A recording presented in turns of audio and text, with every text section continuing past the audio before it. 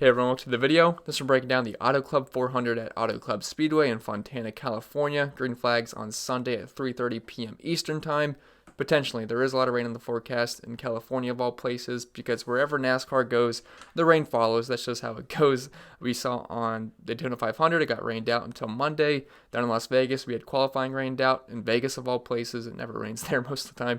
And then in California this week, we got rain in the forecast. So just pretty unlucky with the rain so far, but that's just how it goes in NASCAR. So have your expectations low for racing tomorrow just so you don't get too disappointed. Hopefully we can get the race in. There is lights at Fontana, but we'll see. I'm not a weatherman, so I really can't give you a good answer. So let's just hope we can race tomorrow because I am looking forward to the race. Should be a pretty good one, especially with how qualifying's set up.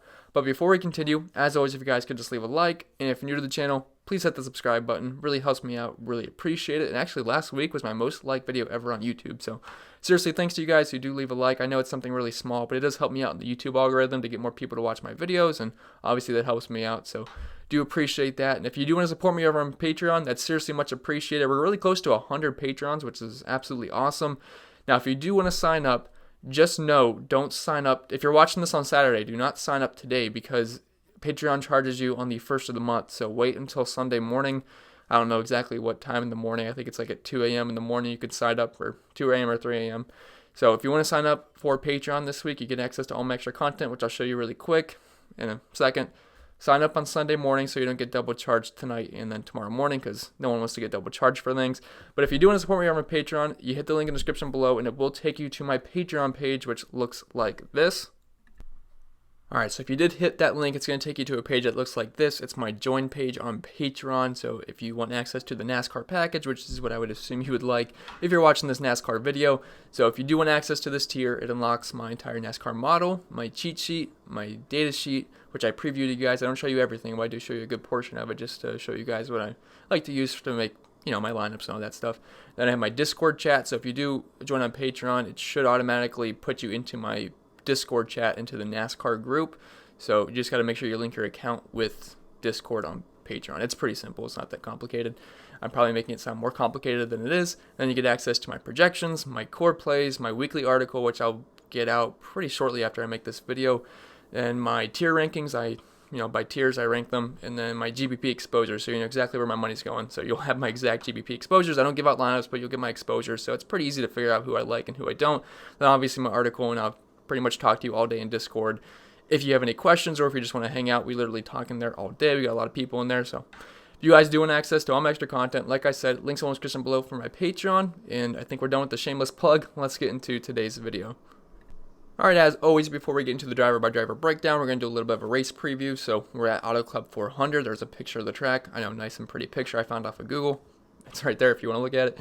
And the track, Auto Club Speedway. The type, it's a large oval, and there's a lot of high tire wear, so something you can look at.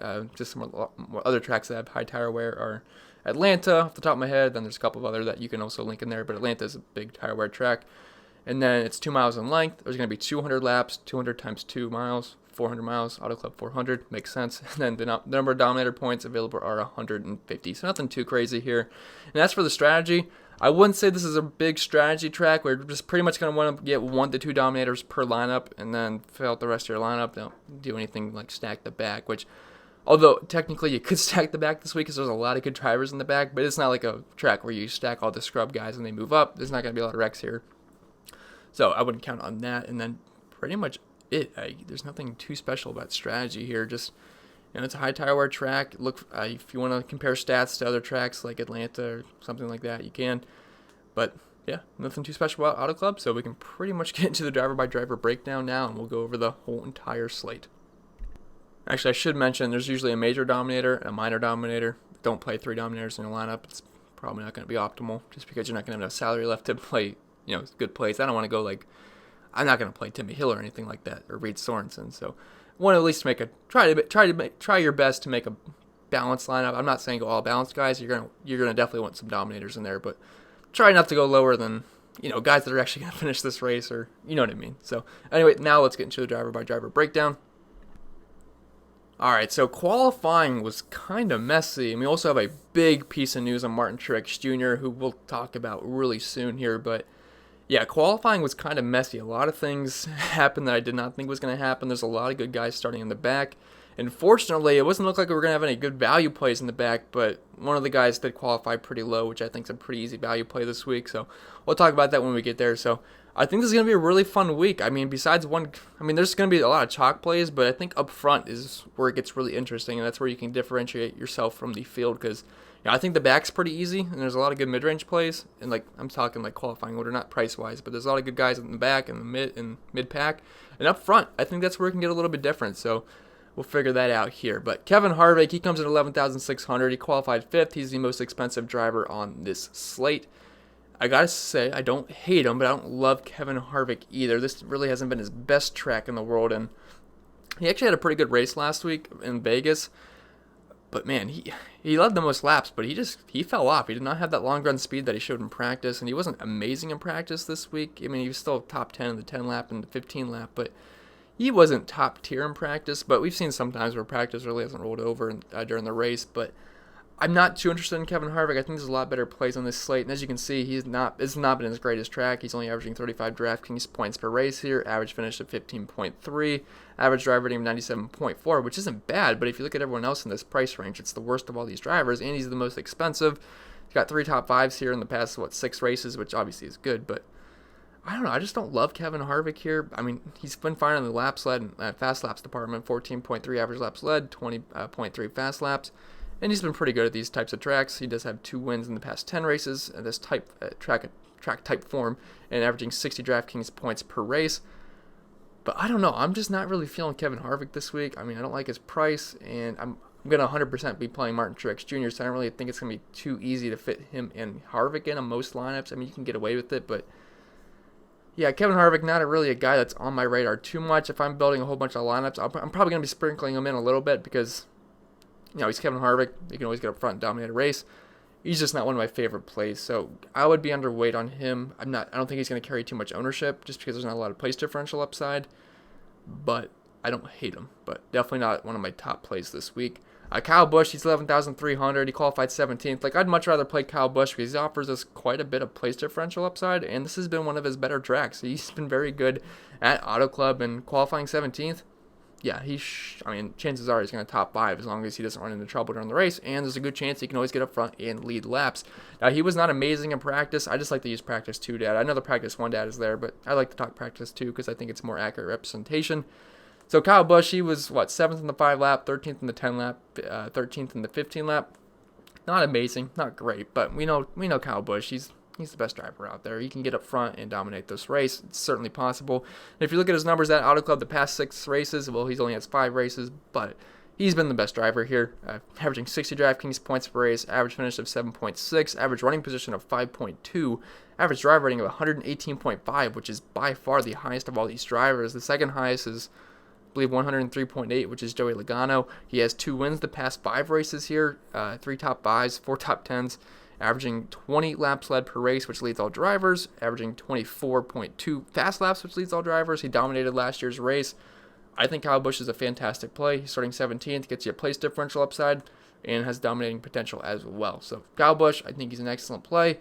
Do I like him over Truex? No. But if you can play both in the same lineup, I like that a lot. I'm not sure how easy it's going to be. I've not tried to build lineups yet because I just uploaded all this stuff on the sheet and I came on here to talk. So I'm basically doing my first talk through of this slate with you guys. So we're going to learn together here. But yeah, Kyle Busch starting 17th. He's certainly got to have interest. He can win this race and plenty of place differential upside too. That's why I think he's a lot safer than Kevin Harvick, and he's been better here than Kevin Harvick as well. Right below Kyle Busch, we have Joey Logano. He comes in at 10,900. He qualified 7th. So personally, I like Joey Logano over Kevin Harvick, and he's 700 cheaper, and they're both starting near the front, and Joey Logano does offer you a little bit more place differential upside. So if you're deciding between Kevin Harvick or Joey Logano, I'm personally going Joey Logano. I'm not saying he can get up front and dominate this race for the early portion because there's some fast cars above him, but I really like Joey Logano. I mean, he's fast in practice and P2. He was 2nd in the 10 lap. He was 2nd in the 15 lap. Looks like he's got some really good long run speed here, which we definitely need. And he's been pretty solid at Auto Club. He's only averaging 40 DraftKings points per race, but average finish of 10.3, average running position of 9.2, 103.8 average driver rating, which is second best of all drivers, only behind Kyle Busch. And he does have no wins the past 6 races, but he has 4 top 5s, which is pretty darn good, and 5 top 10s. So yeah, Joey Logano starting 7th. I think he's pretty solid option. He's been very good at these types of tracks. As you look at the track type form, I'm not going to go here every single time because that's just going to be a super long video if I go over track type form and the track that they're actually at. So if you want access to the sheet, obviously you'll get it, but I'm not going to do this every single time. But yeah, Joey Logano, he's certainly a good play. He could get up front. I like his long run speed. I think Team Penske is going to have another good showing like they did last week, so don't mind Joey Logano. Martin Truex Jr., he comes in at 10,400. He is the best play of the slate. I'm probably locking him in. If I'm building 150 lineups, I might just go 150. If the field's going to be 60-70% on him, I might just go 100, because if I go 60%, I'm not getting an edge on him. I'm just playing the field. So you got to take a stand. You can either be way underweight on Martin Truex Jr., or you can be way overweight, or if you just want to be average, you can just even the field, which I think he'll probably be anywhere from 50 to 60% in large field tournaments. I might just 100% it. Do I ever recommend going 100% on a driver in NASCAR because anything can happen? No, I would not recommend it, but sometimes I like to be a little bit aggressive, and I might just go 100% Martin Truex Jr. If you're just playing cash games or single digit GPPs, you lock him in and figure out the rest. Don't get too cute. There's other places to get cute in your lineups. Do not try to fade Martin Truex Jr. in single games. I mean, I just really want to go all in because he's been great here. He's one of the best drivers in the whole series. I don't see how this doesn't work out. You could even get up front and lead laps. I know he's on the back, but we've seen Kyle Busch do that last year. I forget what race it was, but he started like 35th, got up front, led almost 100 laps, had like 130 fantasy points. He crushed. I mean, he's going to get up front. The cream rises to the crop in NASCAR, especially at a track like this. So yeah, starting 38th, and plus, he failed tech 3 times, so obviously they're cheating a little bit, so his car should be coming out pretty strong. Obviously, they made him fix it a little bit, but hey, if they're cheating, I want to be on that side of cheating. I want the guy that's going to be doing pretty good in the race. So, Martin Truex Jr., I mean, I don't see why you wouldn't play him. He was fast in practice, too. The long run speed was there, 3rd in the 10 lap, 3rd in the 15 lap. There's nothing not to like here. And averaging 50 DraftKings points per race, which is second most out of all drivers, only behind Kyle Busch. Average finish of 12.7. If he just got his average finish starting 38th, that's amazing. We'll take it. He doesn't even have to lead a lap. He'll still be a good play. But, I mean, it wouldn't surprise me if he got up front, even though he's starting in the back. I mean, he's got a good pit crew. He'll get up, he's going to move up spots quick. And, average driver rating of 103.3. Does have a win here the past 6 races. 2 top 5s, 4 top 10s. Averaging 18.6 laps led, which is second best. 19.8 fast laps, which is third best. You got to like Martin Truex Jr. There's really no reason to fade him unless you're hoping his engine breaks in the stage 1 and he finishes dead last. And even then, he's not getting negative points. So you could really do worse with the Martin Truex Jr. Can't do worse. You literally can't do worse than Martin Truex. Yeah, I think you guys get what I'm saying. I like Martin Truex. Brad Keselowski, he qualified 15th. He offers us some place differential upside, and he actually has the best average finish here of all drivers of last 6 races, which is pretty impressive. And he's got place differential upside. I think I just said that already. But, yeah, he was okay in practice. He was 4th in the 5 lap, 14th in the 10 lap, 14th in the 15 lap, was 5th in the 20 lap. I think Keselowski's going to probably get a top 5, top 8 here. I don't really expect him to get up front and lead laps, but it seems like whenever I don't expect Keselowski to get up front and lead laps, that's what he does. So you might want some exposure to Keselowski. I'm not going to go too crazy with Kes exposure just because, I'd rather play Logano or Kyle Busch with I think they have better chances of getting in front and lead laps. And also Kyle Busch is starting further back, but I also realize there's a $1,300 price difference. I might sprinkle in some Keselowski just because I think he's going to be low owned. I can't imagine too many people playing Keselowski, but the guy's been dominating here. Not like in terms of getting in front leading laps, but best average finish. Even better than Kyle Busch. 7.5 average finish, averaging 46.5 DraftKings points per race. 4 top 5s through the last 6 races. Does have a win. 5 top 10s. I think he's a pretty solid play. If he's going to be low owned, it might make sense to go overweight on Keselowski because you're going to have to get an edge somewhere. I think there's going to be a lot of chalk this week. I don't hate Keselowski as a low owned play, and he could always get up front. I mean, I don't really expect him to get up front here, but he is averaging 6.7 laps led per race here, average 10 fast laps, so he has gotten up front before. So Keselowski, he's fine. Not someone I'm going to go too crazy on. I wouldn't play him in cash games, but you could go overweight on him in GPPs and could get an edge there if he does end up getting up front, or even if he gets a top 5, that's not too bad starting 15th, and he's also at a pretty fair price tag of $10K. All right, so getting into this 9K tier, I'm going to get a drink first because we've got a lot to talk about. All right, I'm back. So we're going to start off with Chase Elliott in this 9K tier, 9,800. He qualified 13th. So he was a big surprise last week. I did not expect him to get up front. I think ended up playing about 15% Chase just because, he's starting 10th. I threw a little bit of lineups in there with him in case he got up front and dominated, and that's exactly what happened. But he ended up crashing, and I think he finished, 26? I don't remember exactly, but ended up only scoring like 43 fantasy points. Looked like he was going to get over 100. He was just absolutely crushing. He had the place differential starting 10th, and he was dominating the race. He had the best car by far, but ended up wrecking when he was in first, got that flat tire.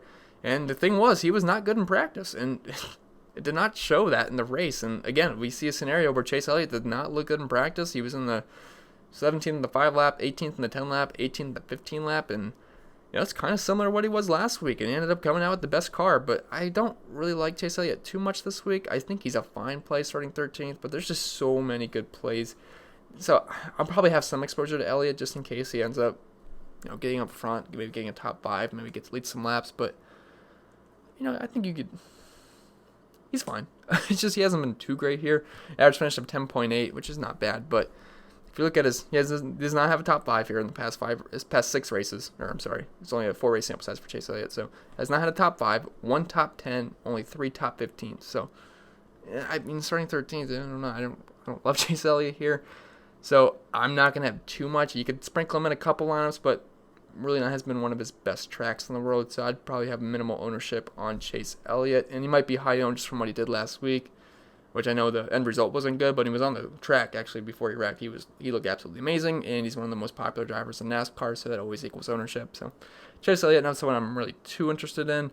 Kyle Larson, he qualified 9th. He's 9,600. He was pretty disappointing last week. I actually had some exposure to Kyle Larson as a cheaper dominator play. It wasn't cheap, but he had a fast car. Just did not look good during the race. Neither did Kurt Busch, but teammates. But and he was actually okay in practice. He was 7th in the 10 lap, 7th in the 15 lap, 7th in the 20 lap. It's been an okay track for him. Only averaging 37 Draftkings points per race, average finish of 13.7. Does have 3 top 5s though, and a win at Auto Club recently. So it's been a little bit more than okay, I should say. I'm just looking at the average Draftkings points per race. Not been the greatest, but he's been strong here some races for sure. And if he gets a top 5 starting 9th and he gets up front and leads some laps and wins this race, yeah, he's going to be a pretty good play and he'll probably be in the optimal. Do I think it's very likely this time around?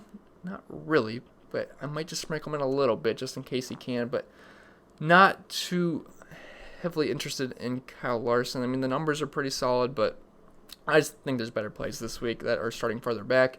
Like Ryan Blaney. I'd rather play Ryan Blaney. He's 9,400. He's 200 cheaper than Kyle Larson, and he's starting 7 spots further back. And there's a lot to like about Ryan Blaney this week. He was super fast in practice. I mean, he looked really impressive. He was 3rd in the 5 lap, 4th in the 10 lap, 4th in the 15 lap, and he was 1st in the 20 lap. He's got some really good long run speed. Honestly, thought he might be a good dominator play starting 16th. It's going to take him a lot longer to get up front, but yeah, I think he can top 5 here. He could even top 3. And also another thing, he's got the Kobe Bryant car. I mean, if that's not added extra motivation to get into victory lane, get the Kobe Bryant car in California. Not saying we can use that as a data point, but certainly some outside the numbers things that are going in Ryan Blaney's favor. I mean, I was liking him heading into the week, and he's been really good to start the year. He was, 2nd in Daytona. He finished, he could have won that race last week in Vegas, ended up pitting, which really sucked. Him and Alex Bowman, they both pitted 1-2, and then Joey Logano stayed out. He ended up winning the race. Pretty dumb move by Ryan Blaney's team, I thought, but he had that race won. Well, at least 2nd place, because Alex Bowman was closing in pretty fast. But yeah, Ryan Blaney was awesome last week, and I think that speed continues over here to Auto Club. Now, if you look at the average DraftKings points per race, not amazing here, only 31.6, but 14.3 average finish, 91 driver rating. Does have a top 5, 3 top 10s in past 4 races, so chances are he's going to move up, and he could certainly win this race and get up front at some point and lead lap. So Ryan Blaney, I think he's one of the best. I wasn't going to say mid-range because he's not mid-range, but I think he's one of the best plays in this 9K tier. I really like Ryan Blaney, and I'm not sure he's going to how high owned he's going to be because Denny Hamlin's right below him at 9,200, starting 28th, which is a lot more place differential upside. And obviously Denny Hamlin's got a bigger name than Ryan Blaney, but I still think Ryan Blaney's a really good play to be overweight on in GPPs, especially if he can get up front. And his car looks pretty fast, so I do like Ryan Blaney quite a bit. Right below him, we got Denny Hamlin, 9,200, which is pretty cheap for Denny Hamlin, and he's qualified 28th. 28th. Now, he was not good in practice, not at all. He was 24th in the 5 lap, 20th in the 10 lap, 20th in the 15 lap. He was junk last week in Vegas. I'm trying to decide what to do with Denny Hamlin. I feel like he's a good cash game play because he's certainly going to move up, but man, he was just so slow in practice. But I'm willing to look back the practice speeds. If you're going to qualify in your 30th and you're a guy like Denny Hamlin, you're probably going to be a pretty safe cash game play. There could be a case made to go underweight in GPPs just because how slow he was in practice. And, at 9,200, if Ryan Blaney can get up front, lead laps, and win this race, and Denny Hamlin does not do that, Ryan Blaney's going to be the better play. But I expect Blaney to probably be lower owned than Denny Hamlin. So, maybe Denny Hamlin's the more safe cash game option, then Ryan Blaney's the better GPP option. I think that probably makes sense. And this hasn't been a bad track for Denny Hamlin in the slightest. He's averaging 37 DraftKings points per race, average finish 11.6, average running position of 9.1, 100.3 driver rating. And he does have a top 5 here, 3 top 10s, 4 top 15s. Yeah, Denny Hamlin's a pretty safe play, in my opinion. A case can be made to be lower on him in GPPs and be higher on Ryan Blaney. But yeah, Denny Hamlin, he's obviously a very safe play, starting 28th. He's going to move up. I think he's going to perform better than he did last week. So Denny Hamlin, I certainly have a lot of interest. He's going to move up and get that safe place differential points. Jimmy, despite him being bad in practice, I'm willing to look past that because we've seen multiple scenarios forever that sometimes practice speeds don't carry over. Jimmy Johnson, he qualified second. He was one of the last cars to qualify, and he came out of nowhere, qualified second. But, man, his practice speeds were not great at all. He was 20th in the 5 laps, 17th in the 10 laps, 17th in the 15 lap. This has been a good track for Jimmy Johnson. It's his home track, last time being here, so obviously there's some added extra motivation there. But that doesn't mean you're going to make your car magically better than everyone else's. But this has been a good track, I will say that. 48.8 DraftKings points per race, average finish of 13.5, average running position of 10.2, average driver rating of 100.1. Does have a win here the past 6 races, 1 top 5, 3 top 10s. Not like he's been bad here, but he qualified in a really bad spot for fantasy purposes because I don't want to play him. He's 9,000. He has to get up front. He has to dominate this race, and he has to win to be a good play. I don't see that happening because Jimmy Johnson's not really a dominator kind of guy these days. So I'm going to be passing on Jimmy Johnson. You could sprinkle him in if you're playing 150 laps. You could sprinkle him in maybe a couple percentage just in case he gets up front, leads laps, and wins this race. I don't think that's going to happen, but again, anything can happen, so I'm not going to tell you to full fade the guy, but I just don't see it happening. So I'm personally going to pass on Jimmy Johnson. I hope he's high owned because he's Jimmy Johnson at Fontana, but I hope he's high owned because I think it's a pretty safe fade in my opinion. I think there's better plays in this slate. I'd rather play Alex Bowman. He comes in at 8,800. He qualified third, so you get one extra place differential spot potential than Jimmy Johnson. And Alex Bowman has the best car. Look at these practice numbers. One straight across the board. I don't think I've ever saw this before, at least since last year. I've not seen this. Practice 1, first. Practice 2, first in the first lap, first in the 1 lap, first in the 5 lap, first in the 10 lap, first in the 15 lap. He's got good short run speed. He's got good long run speed. So Alex Bowman might be the car to beat here, and he has been very good at these types of track. Now, if you look at his numbers at Fontana, it's not great. Only averaging 29.3 DraftKings points per race, average finish of 22.3. Doesn't even have a top 10, 1 top 15. But if you look at this track type form, it's been a little bit better. And by a little bit, I mean a lot better. Averaging 53.3 DraftKings points per race. The best average finish of all drivers at 7.9. Average running position of 11. Average driver rating of 99.9. 1 win, 3 top 5s, 7 top 15s, 4 top 10s. I think Alex Bowman has a decent shot at getting up front early and leading laps. Now, does it feel a little bit weird banking on Alex Bowman dominating a race?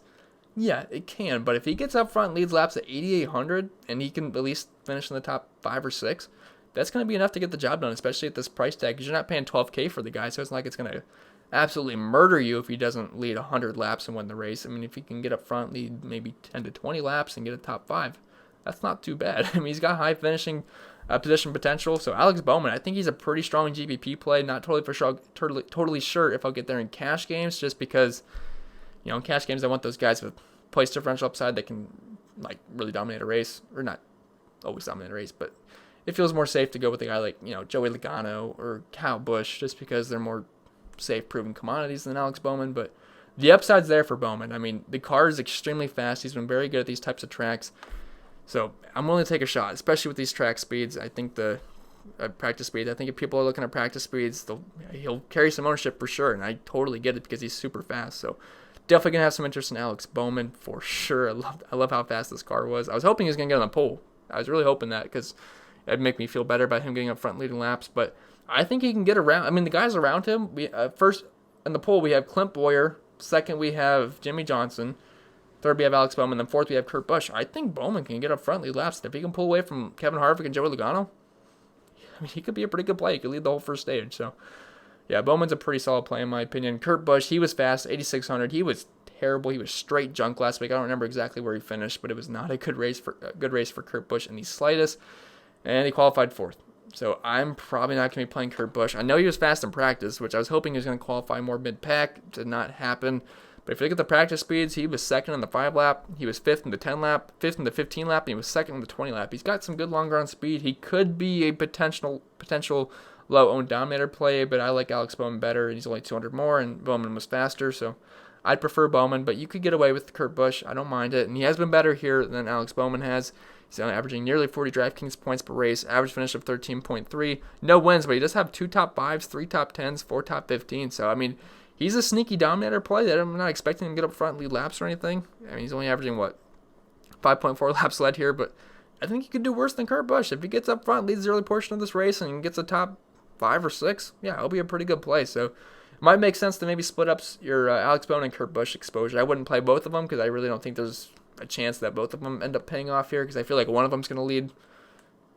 One of them would lead laps and the other wouldn't. I'm not saying there's a guarantee both one of these guys does, but I think there's a good chance early on that Bowman or Kurt Busch could pull ahead and lead some laps early.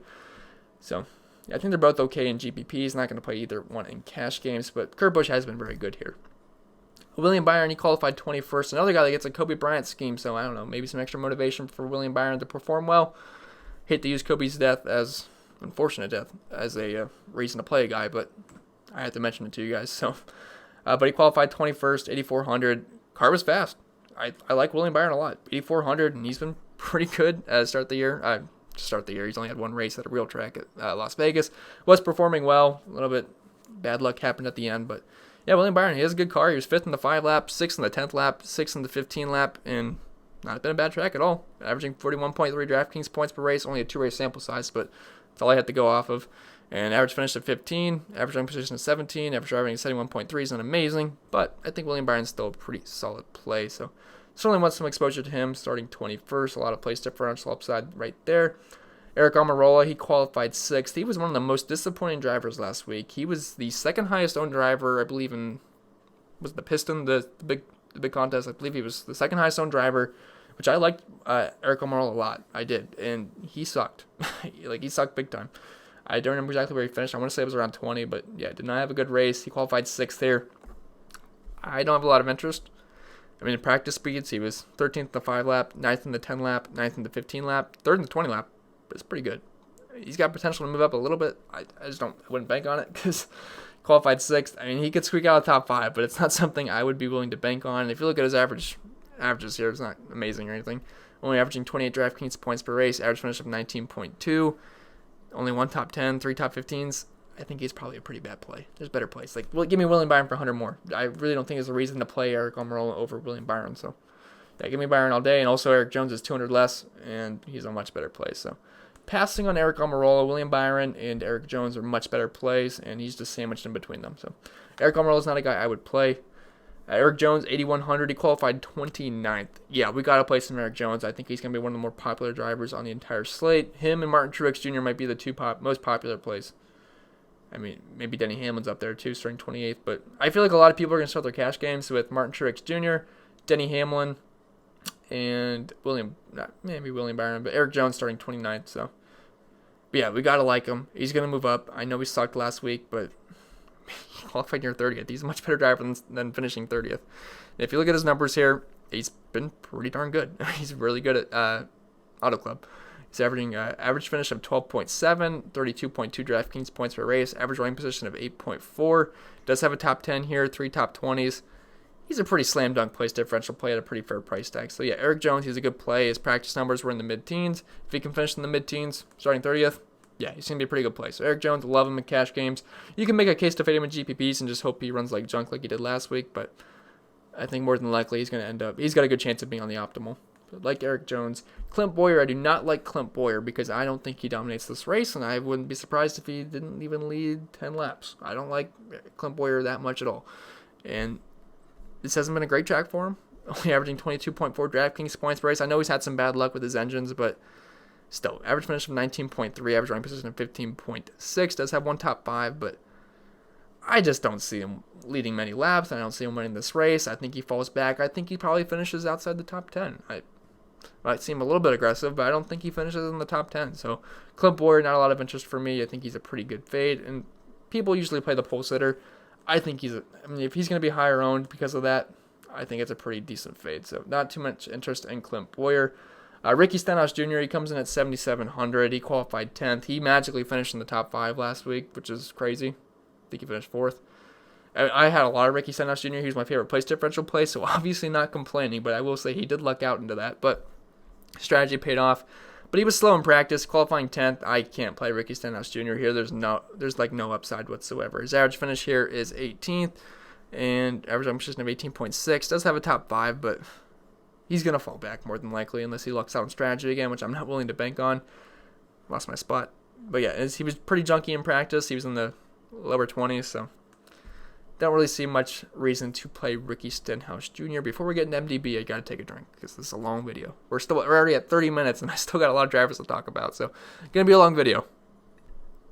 All right, so everyone's favorite driver, Matt DiBenedetto, MDB, Matt DiBurrito, whatever you want to call him. I like him. I like him a lot. I like Team Penske a lot, so also helps that he's on their team as well. But yeah, Matt DiBenedetto finished 2nd last week. It would have been awesome if he won that race because we all like him. We're all rooting for him. But qualified 12th. I was hoping he was going to qualify mid-pack because I thought he was going to be a pretty good play. He showed speed in practice. If I stop itching my nose, I'll show you guys in a second. So yeah, he was good in practice. He was 6th in the 5 lap, 12th in the 10 lap, 12th in the 15 lap, 4th in the 20 lap. Car looks pretty good. Now, he's in much better equipment than he has ever been. So if you look at these numbers, yeah, they're going to suck. 16.7 DraftKings points raised, 29.4 average finish. He's in a lot better equipment now. He's on a really good team. He's got much better equipment. So don't look at these numbers. I think he can. I mean, it would surprise me if he got top 10. It would not, because I think he's got a lot of talent, good equipment, good teammates. So you throw these numbers out the window. But starting 12th, there's not a lot of upside here.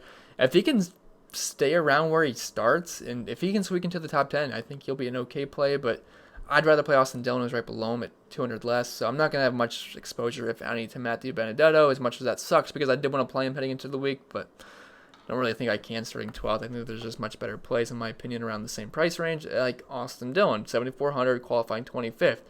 So for as much as I hate Austin Dillon, I feel like I've recommended him every single race so far this year. I don't know.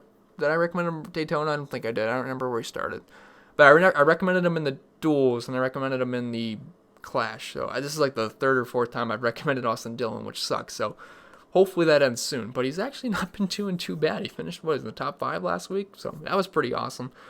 I know he lucked out a little bit, but he's been doing good for me. So maybe I'll lighten up on Austin Dillon. Maybe he'll get a fan from me if he can continue to do well. But he qualified 25th, and this has actually been one of his better tracks. And it wasn't complete junk in practice. He was 16th in the 10 lap, 16th in the 15 lap. I know it's not great numbers, but I'll take it starting 25th. And if you look at his numbers here, average finish of 13.7. That's really, really good. Like, really, really good. And average running position at 15.2. 4 top 15s the past 6 races here. 4 top 15s, 5 top 20s. It's almost a guarantee that he's going to get his place differential points unless, obviously an engine breaks or loses a tire. I can't tell you guys who's going to get flat tires or not, but I wish I could. That'd be awesome because we'd win every tournament. But yeah, Austin Dillon, I like him a lot. I think he's one of the best. He's my favorite play in this mid-range for sure. I think he's going to be pretty popular, and I want to eat that chalk because I think he's a really good play. So Austin Dillon, a lot of interest there. I think he's the best play in this price range, and I expect him to be popular and good play in cash games as well. Chris Buescher, he qualified too high for me. He was good in practice, near top 10 speeds, 11th in the 10 lap, 11th in the 15 lap. Not the greatest driver here, only averaging 16.3 DraftKings points per race and 1 top 20. I know he's in a different car now, but he qualified 11th. I can't play you. I can't do it. I'm sorry. I can't play Chris Buescher. I do like playing Chris Buescher, but this is not going to be one of the times I do that. Christopher Bell, he was trash last week. He had one of the lowest green flag speeds of all the actual drivers besides like Timmy Hill and those kind of guys. He was slow. He ended up having a terrible race. I know he ended up having he crashed out, but I don't think he crashed out. I can't remember. I know he had a problem where he had to come down pit road, but I mean, it might have skewed his stats a little bit, but he was running bad all race. It's not like that screwed his day. He was screwed already. He was not performing well. Could he bounce back? Yeah, it's hard to trust, but 7K, starting 22nd. I might be willing to give him another chance here, but man, he looked trash, and he was trash in practice. He was 25th in the 5 lap, 22nd in the 10 lap, 22nd in the 15 lap. Not a lot of good things going here for Christopher Bell. 7K seems a little bit expensive. I wish they priced him down a little bit more, but he's a risky play in my opinion. I might just play Austin Dillon in this price range and move on. It's just tough to trust Christopher Bell after what we saw last week. Cole Custer, 6,900. He qualified 18th. I mean, I don't know. He's probably going to finish where he started, maybe a little bit more further back, but I don't know.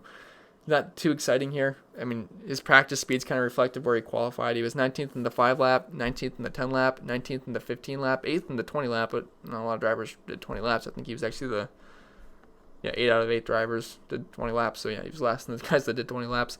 And you can't go with any of these stats because he's a rookie and we don't have any stats. So Cole Custer, I don't know, maybe he makes my lineup because he's the last guy that fits and I optimize 150 lineups, but outside of that, I'm not going my way to play Cole Custer. Tyler Reddick, he qualified 19th, and there might be some potential here. He was good in practice. I will give him that. Qualified 19th, 6,700, not a bad price tag. In practice 1, he was 5th in the 5 lap, and then if you ever to practice 2, he was 9th in the 5 lap, not bad. 8th in the 10 lap, not bad. 8th in the 15 lap, which is also not bad. So I wouldn't hate taking some stabs at Tyler Reddick. It's below 7K. You drove well last week. I don't hate Tyler Reddick. It doesn't feel great playing him starting 19th, but I think you could do a lot worse than playing Tyler Reddick. He showed some speed, and if that can transfer over into the actual race, I think he'll be a decent play given this price tag, because we don't have a lot of good value plays, to be honest, so you might have to take some stab at Tyler Reddick for sure. Ross Chastain, he's my favorite value play. He's the guy I was talking about like 30 minutes ago probably, that there was like I said, we were starving for some value plays, and there really wasn't anyone, and I was getting concerned because we had to play Martin Truex Jr., which is obviously going to make us, obviously, need some value plays.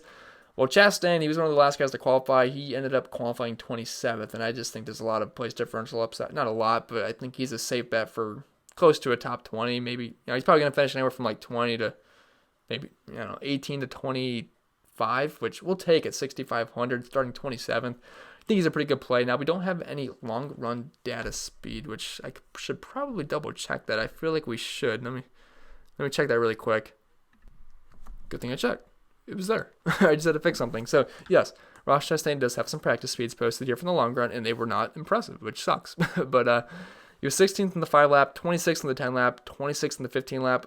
I know the numbers aren't great, but I don't know. We don't have many options down here. It's either him or Daniel Suarez, in my opinion. I mean, you could get away with some Ty Dillon, but don't have a lot of options down here. So we're going to be forced to play. I think this is going to be probably the 2 most popular plays in this price range, and for good reason. So, well, I should say Tyler Reddick's up there as well. So Tyler Reddick, Ross Chastain, Daniel Suarez. I'm hoping we don't have to go much lower than those guys. I've not tried to build lineups yet, so might be a little bit.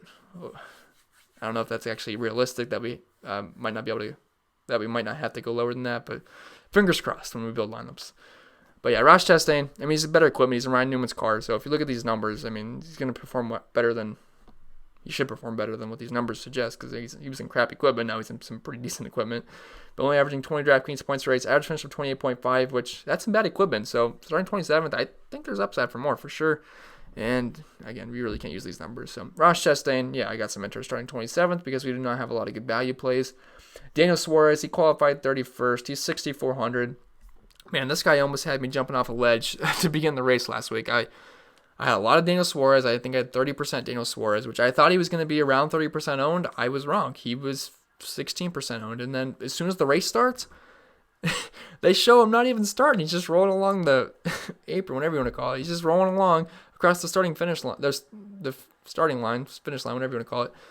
His car didn't start. I was like, oh my gosh, Daniel Suarez is going to finish dead last. And fortunately, they got his car started. He ended up starting the race 2 or 3 laps down.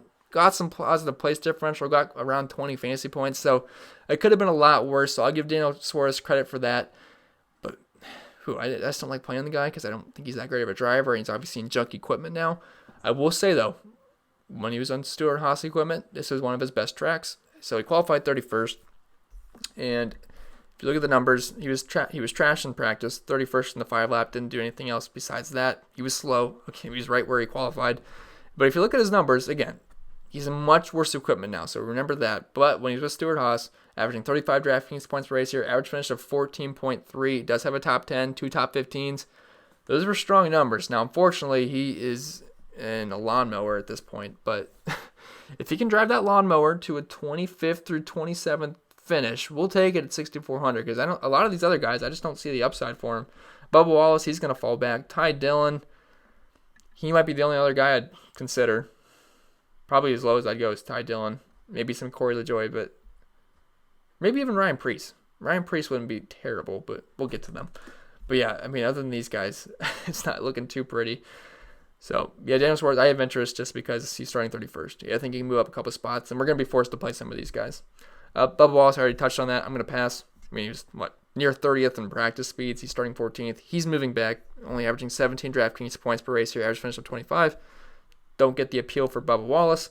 Ty Dillon, he's okay. I don't mind Ty Dillon. He performed well for us last week, and he qualified 24th. He's below 6K. Now, the problem was he was sucky in practice. He was 27th in the 10 lap, 27th in the 15 lap, and he's not been that great here, only averaging 14 DraftKings points per race. Average finish of 24, though. It's right on par where he's starting. Average running position of 23.9. Maybe we get lucky in the top 20s. I don't know. I think he's fine, though, 5,900, because, again, there's not a lot of great plays back here, but I'm willing to take some shots at Ty Dillon just because we're going to be forced to play some of these cheap guys, unfortunately. So, don't mind Ty Dillon. I think he's fine. I'm not expecting anything great, but he might be able to get the job done.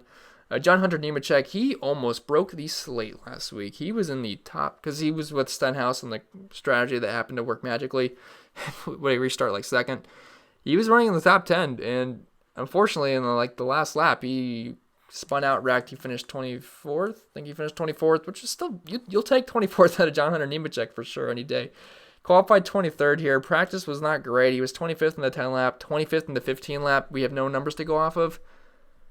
It's hard to trust. I'd rather play Ty Dillon just because he's more experienced and he's starting one spot further back. But if you have to play Nemechek in a couple lineups, and if you're max entering, it's whatever. Michael McDowell, he's starting 8th. That's the easiest fade in the world. He's moving back. He's probably going to finish outside the top 20-ish, 25. So I don't see the interest in playing Michael McDowell. He has an average finish of 28.5. Average running position of 27, does not have a one top 20. There's no reason to play Michael McDowell. Ryan Preece, so 5,500. This isn't too bad. Now, he qualified 20th, so that sucks for place differential opportunity. But if he can finish around 20th, right around there, 5,500, it might not be the worst thing in the world. He's probably not going to give us any place differential upside, but we can't get too picky at 5,500. So Preece is averaging 24 DraftKings points per race, average finish of 23, average running position of 23.6. I know that's negative place differential, but maybe, just maybe, we luck out and he finishes around 20. 5,500. Don't expect much, but again, there's not a lot of upside here, but wasn't good in practice. 24th in the 10 lap, 24th in the 15 lap. Not a lot of great value options, as you guys can see. So hopefully we don't have to fish down this low. Corey LaJoie, 5,400, qualified 26th.